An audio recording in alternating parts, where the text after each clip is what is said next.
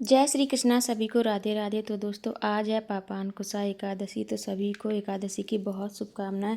पापानकुशा एकादशी के दिन भगवान विष्णु की विधिवत पूजा करने के साथ ही और इसकी कथा सुनना भी बहुत बड़ा महत्व होता है। हिंदू धर्म में एकादशी तिथि का विशेष और धार्मिक आध्यात्मिक महत्व माना गया है। प्रत्येक माह में कृष्ण पक्ष और शुक्ल पक्ष की एकादशी आती है। एक महीने में 2 बार एकादशी आती हैं और हर एकादशी का अपना अलग उद्देश्य, नाम और धार्मिक महत्व होता है। तो इन्हीं में से जो अश्विन माह के शुक्ल पक्ष की एकादशी, जिसे पापानकुशा एकादशी कहा गया है, मान्यता के अनुसार इस दिन विधि पूर्वक भगवान विष्णु की आराधना और व्रत करने से न केवल वर्तमान जन्म के पापों से मुक्ति मिलती है, बल्कि पूर्वजों की आत्माओं को भी शांति मिलती है, ऐसा कहा गया है।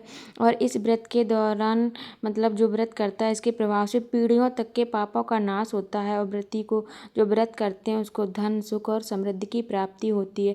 जो भक्त सच्चे मन से व्रत रखकर भगवान विष्णु की पूजा करता है उसे मोक्ष की प्राप्ति होती है। तो इस दिन आप अपने ठाकुर जी को पंचामृत स्नान करवाइए और पंचामृत स्नान करवा के पीले वस्त्र पहनाइए, धूप दीप नैवेद्य दिखाइए भगवान को। जो आपके पास ऋतु फल हैं आप भगवान को वो समर्पित कीजिएगा और पीले फल और फूल आप लोग ज़रूर भगवान जी को अर्पित करें। और इस दिन देखिए मैंने अपने ठाकुर जी का किया है पंचामृत स्नान और मैं यहाँ पर करवा रही हूँ उनका श्रृंगार। पंचामृत स्नान आप दूध, दही, घी, मक्खन और शहद, गंगाजल और सादा पानी, पुष्पों और शंख से आप लोग जरूर स्नान करवाएं, क्योंकि शंख से स्नान करना बहुत बड़ा शुभ माना जाता है। भगवान बहुत प्रसन्न होते हैं। तो आप इस दिन शंख से ज़रूर स्नान कराइए। और दोस्तों आप लोग वीडियो में बने रहिएगा। मैं ये सब बता रही हूँ कि इसके बाद आप लोगों को व्रत कथा ज़रूर सुनाऊँगी और व्रत कथा सुनने का बहुत बड़ा महत्व होता है। और इससे बहुत जब तक हम व्रत कथा नहीं सुनते या पढ़ते नहीं तब तक मेरा किसी का भी व्रत पूर्ण नहीं माना जाता है। और यह कथा सुनने से जो व्रत करता है उसके मन को आध्यात्मिक शांति होती है और पुण्य फल कई गुना बढ़ जाता है। तो दोस्तों आइए अब आप लोगों को सुनाते हैं एकादशी, पापानकुशा एकादशी की व्रत कथा। बहुत ही महत्वपूर्ण है। धर्मराज युधिष्ठिर कहने लगे कि हे भगवान, अश्विन शुक्ल पक्ष की एकादशी का नाम है पापानकुशा एकादशी है और इस दिन मनुष्य को विधि पूर्वक विष्णु जी की पूजा करनी चाहिए। श्री कृष्ण बताते हैं कि प्राचीन समय की बात है, विंध्याचल पर्वत पर एक बहुत ही क्रूर बहेलिया रहा करता था। उसका नाम क्रोधन था। उसने जीवन भर निर्दोष पशु पक्षियों और जीवों की हत्या की। इसके साथ ही वह हिंसा, लूटपाट, गलत संगति रखता था, लेकिन उसे अपनी मौत से बिल्कुल भी डर नहीं लगता था। उसे अपनी मौत से बहुत डर लगता था। सॉरी, वो बहुत डरता था और लेकिन हिंसा, लूटपाट ये सब बहुत करता था।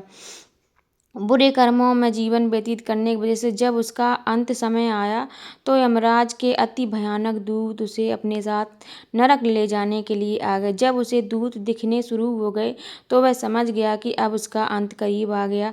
तब वह ऋषि अंगारा के आश्रम पहुंचा। वहां जाकर उसमें ऋषि से प्रार्थना की कि आप मेरी सहायता कीजिए। तब ऋषि अंगारा ने उनसे कहा कि पहले तुम यह संकल्प लो कि तुम श्री हरि की शरण में हो और फिर अश्विन मास के जो शुक्ल पक्ष की एकादशी आती है यानी कि पापानकुशा एकादशी के दिन व्रत रखना, तो इससे तुम्हारे सारे पाप नष्ट हो जाएंगे, जिससे तुम्हें नरक नहीं भोगना पड़ेगा। ऋषि के कहने पर क्रोधन ने इसी विधि से व्रत किया।